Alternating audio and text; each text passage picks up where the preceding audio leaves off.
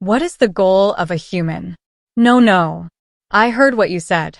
I only know what is impossible in the galaxy. Anyone could be really stupid. I was made to believe that Black Hand assassins could kill anything. Leave this name out of your text. Hell, we had to abandon that name after the bad deal with the Delan Empire years ago. I don't care about an empire. I want you to kill a human. The assassin's mandibles snapped with anger and enthusiasm. We don't take contracts to kill humans, so I'll just make a contract. You can try someone else. None of the other guilds in the galaxy will take that job, and even if you find an independent with a death wish, they won't get the job done without them dying or stopping talking. You're out. You can't really believe that humans are immortal. I never said they were immortal. In reverse. Personally, I know they are definitely deadly, but we don't take contracts to kill them. Why, and all that. Not because the only way to kill a human and live long enough to enjoy the job money is to drop a neutron bomb on them from orbit, just to be safe. Then you take the fastest ship. You can book it before the rest of the humans find out what you've done. After that, I suggest finding a way to another galaxy and staying there for the rest of your miserable life. You are. I ask myself, does the planet you come from have compulsory education? What does it have to do with it? With all? Face it, yes. 10 years of teaching our youth how to be as obedient as a Rassian drone seems about right for any government-run public education system.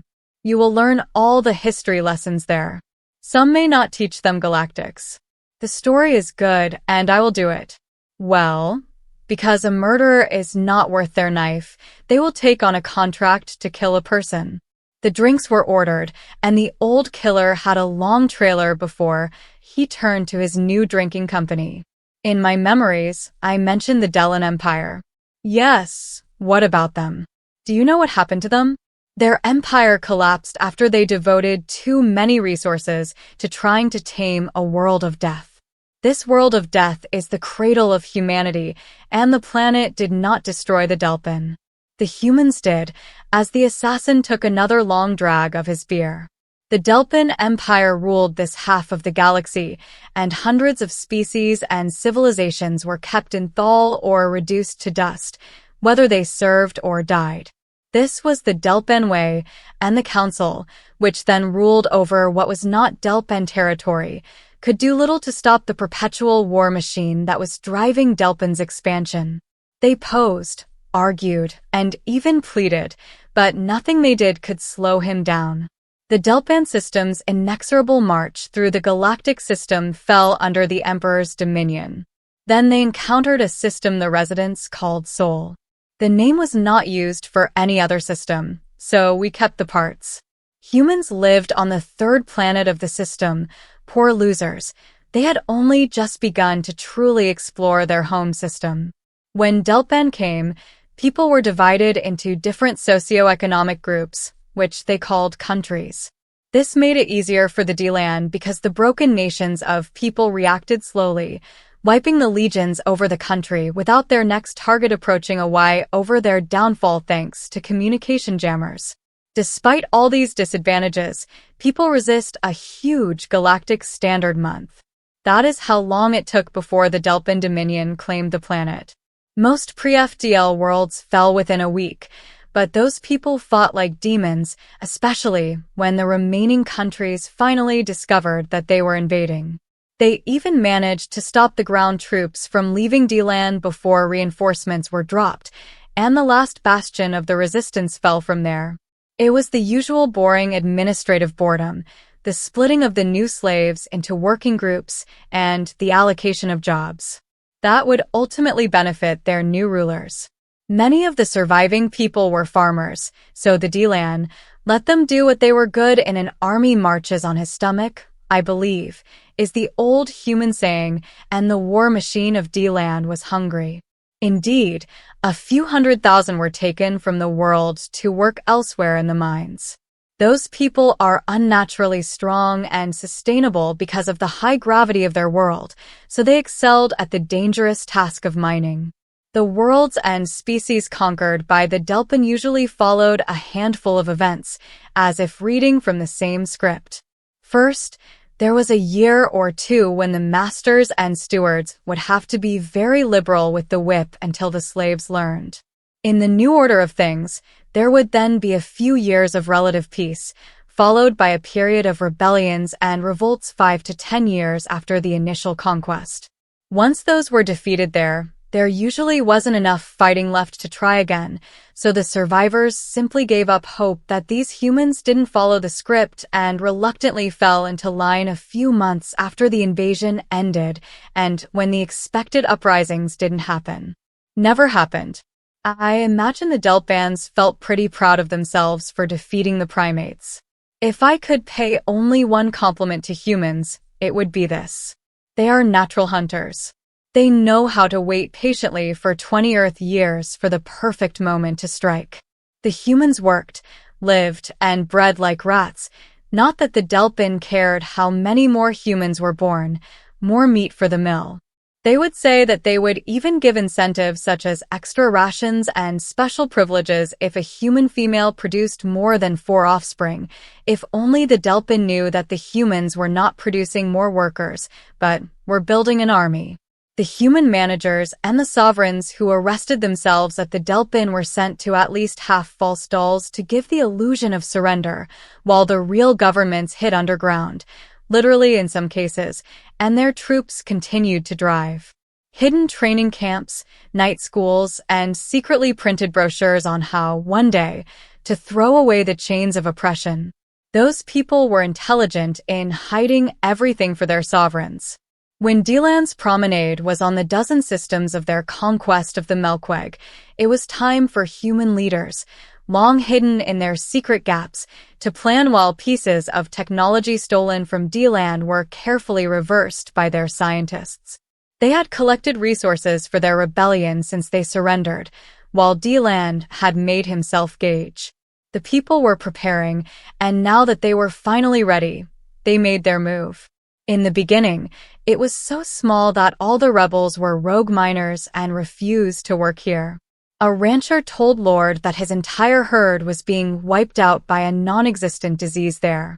With a factory explosion here, where larger production disturbances soon followed, the human land of France, with its long history of rebellion against tyrants, would riot in the streets while shouting the Viva Revolution. Do not ask me what it means in Hellenic that I have never taken the trouble to learn human languages. A crate of plasma rifles was missing, after which a grav tank would not start when they walked the hood. They found it completely stripped of all energy and anti-gravity components. The Delphin leaders felt that these problems were not their concern but that they needed to be solved, so they called in the Black Hand assassins and other guilds like ours to deal with the crowd. Rousers, our services have cost the government a fair amount of money. I can tell you that the human dirt planet, as I believe they call it, has at least 3 times the average galactic gravity. Every agent we sent had to be equipped with a gravity suit and had to acclimate to it for a week. At first, our agents thought the human rebels were ghosts. They were able to see the consequences of the sabotage, but never found proof of who carried out the sabotage. They were patrolling the streets when they suddenly emptied before the officer could wonder where the people were. When everyone had left, an explosion would shake the streets, sometimes taking the agent with it. One of our agents was so angry over the death of a friend that he went to a completely different city and started executing people when they couldn't answer his questions about who was responsible. Unsurprisingly, a mob turned on him after the 3rd execution and tore him to pieces. I can't even blame Delphin for not paying the death fee for that one. Our contract was to stop the riots, not to provoke them. The deal quickly deteriorated. We were killing humans like we were getting paid with the kind of surgical precision we were known for, but what good is money if you can't even get away with spending it first? We could not walk on the surface of their planet without a strong escort of Delpine troops. Humans would strike without warning and fade into the background on the African human continent. An agent was lured into the savannah while pursuing one of the human rebels, only to find themselves attacked by a pack of feline predators. Those humans had even attracted the lesser beasts of their world to fight against the number of agents we had lost to the humans. Companion canine species cannot be easily counted, let alone the death trap. People call it Australia. I will be all the more happy if one regional capital falls silent than another. The Delpan nobles finally noticed this new problem. The entire planet had fallen silent, and not only the Earth, but everywhere a human had been put to work showed similar signs of resistance. One can only assume that they encouraged rebellious ideas with the other slave species of the Delpans. Only the gods know how they managed to communicate with each other across the vacuum of space. Before you say anything, yes, the Delpans had patrol ships snaking around the region to suppress just this sort of thing, but they too had remained silent. The people had spies on board and destroyed or captured the ships. These two were sent to their scientists for investigation, and now they are without supervision. The humans discovered the secret factory and the powers they had been cultivating for years. Huge factories were producing components for space docks and eventually spaceships, which were launched into orbit at thousands of tons per day from newly exposed launch facilities. At the time, the light reaction containers made a human space. They did not comply with the modest fleet people had managed to build with Delpan's stolen technology. There is no lie to say that the Delpans were victims of their own hybrids. Whenever you lose an answer, a ship or a patrol fleet, you have just sent another. They were too focused on expanding their borders to recognize the rot eating away at their empire from within when the Delpans finally grew tired of the costs of sending light intervention fleets into the region to create a fleet of conquest from the front lines. The human world and the next 3 conquered systems in all directions were silenced when the conquest fleet arrived at Sol's 10 systems and found them facing a fleet not only of humans, but of all species of slaves in the region. After this victory of the people, Emperor Delpan must have become nervous. All his fleets were halfway across the galaxy, and humans sat between him and his armies. A distress call was made to all fleets to be immediately recalled directly to the imperial capital, and all guilds, such as the Black Hand, were called in to assist. At this point, we had lost almost 2/3 of our guild, so we declined the call. He ultimately saved us. The people, after decades of clandestine operations, were adept at arming spies and sabo within their own ranks. 7 more assassin guilds were completely annihilated. We knew it was a fool's errand, no matter how much the Empire was willing to pay. As the Delpan fleet gathered in their home system, plans were made to meticulously disperse and search the rebel empire. This ultimately proved to be the final nail in the coffin. You see, while the Empire Delpan has consolidated and planned, humans quickly spread through the void without enemies and went to all the subordinate species of the Empire, throwing the administrators of Delpan less controlling and gathering them with the cause everywhere. Humans have gone. They fueled the flames of the rebellion, and the galaxy burned. The ineffective council of the part of the galaxy that had not yet been conquered by the Empire had impatiently joined with humans in their fight throughout the Empire. The oppressed and slaves threw their chains at the billions and raised their fists to the challenge. Forge Worlds has still produced ships, and agriculture still raised crops and livestock, but for the New Galactic Alliance, not for the Delpan, who were cut off from the Delpan Empire's supply lines. Internal conflicts arose within the Imperial forces. Conquest fleets left the Imperial capital and never made it more than a dozen systems before being attacked by the Human Alliance, much as they had on their homeworld. The humans struck with lightning speed and disappeared into the darkness. Try as they might, the Delpan fleets were never able to hold the humans in a fair fight. It took months in which the legions of Delan slowly became dry. Obstacles, false needs, reporting the mines, hidden in clouds of wrecks. There was nothing among the people, as long as the enemy could be destroyed when the Allied fleets finally found Delan. First, they found a hungry and broken fleet that became in pieces when people, the admiral, the broken flotilla, and the captains of the Scala dell'Armata of Delan, before those who immediately surrendered with the rebellion, which now ended after 3 years of fighting against people, unleashed the most cruel weapon in their arsenal lawyers. They dragged the same Delan Kaiser from his throne, and all the parts of Delan, the managers and the owners of Lash, were once suppressed.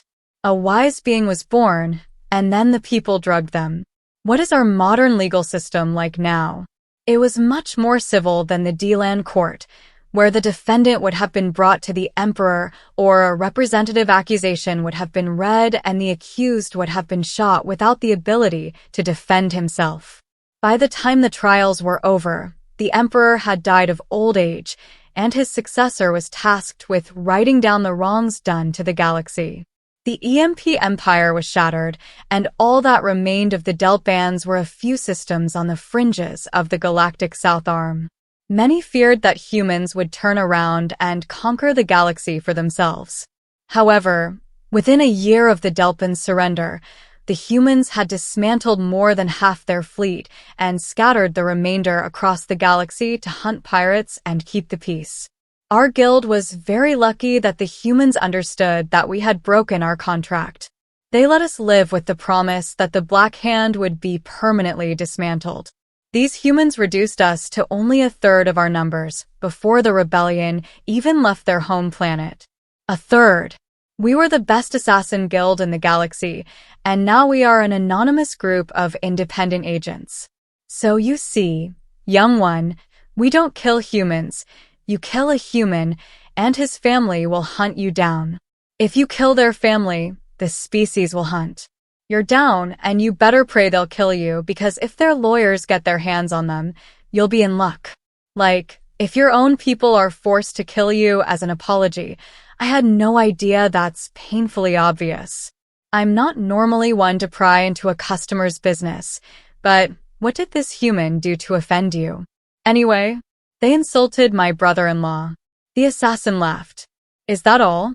Then insult them back if it really bothered you. You then punch them in the face. But you said we don't kill humans, but those crazy apes love to fight with words as well as their fists, and you'll have a better chance of survival. That way, chances are, you wouldn't be able to physically hurt them, but if you took the time to explain to them that you were offended, they may even apologize, and they would do that. They are monsters on the battlefield and demons if they are wrong. But they are not uncivilized. If you were, you would not have rebuilt what it is. Today, they keep the position of the head chair and will probably do so for the coming generations. They are a fixed breed, but fair in their decisions. The assassin drank the last drops from his glass and looked askance at the empty vessel. Well, my cup is empty unless you want to refill it. I think we're done here. What is targeted is a hue.